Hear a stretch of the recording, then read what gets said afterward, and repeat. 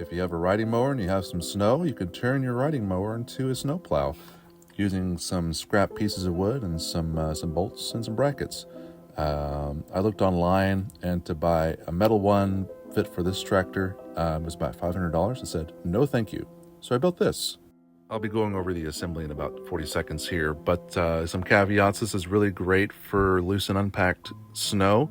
This is my first pass here, the christening of the snowplow blade, and it did pretty well. And it makes it a lot easier if you want to go back with a snow shovel to get all the other stuff off, so you're not carrying as much snow or chucking it across the driveway. You just have smaller amounts to deal with, which is really great.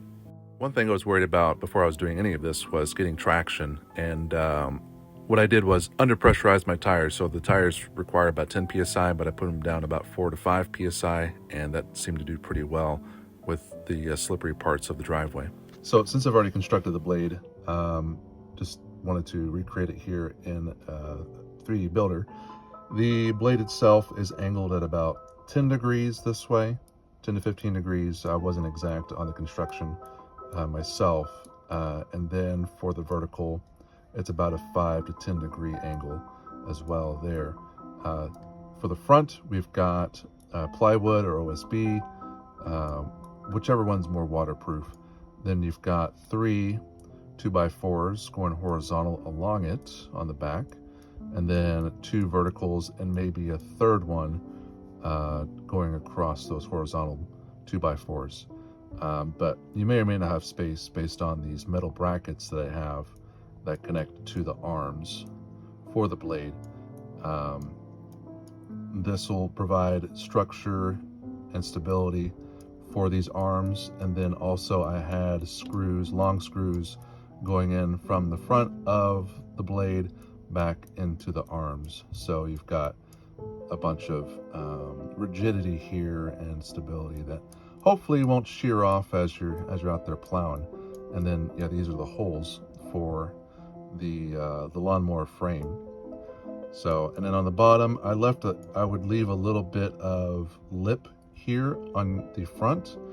You're going to grind this down as time goes on, but if there's any kind of unlevelness in your design, you know, it'll kind of level itself out as you grind down the lower lip of that blade. And then eventually you start using this 2x4, you'll start grinding on that 2x4. So that's virtual reality. Here's real reality of the blade, a little bit closer inspection. You can see the arms from the blade to the tractor. Got a bolt in there to keep that into the frame.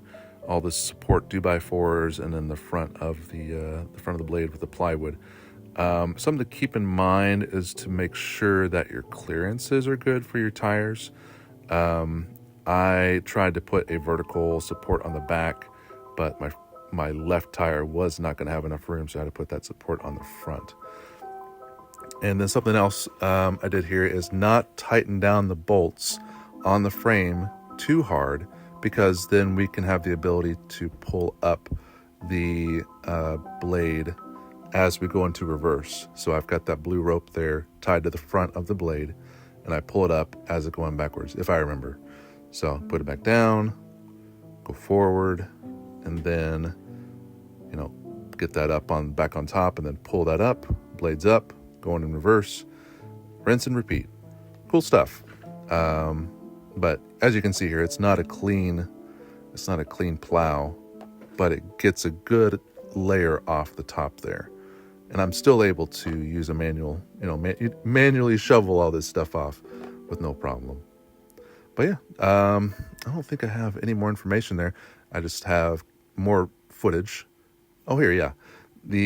I tried to do this in ice, and it was not great. So I'd gotten the snow off, and now I'm trying to plow, which is basically ice, sleet and ice. No, I took like a 1/4 inch off. So really, in this situation, I just put down salt and called it a day. But that's it. Thanks for watching.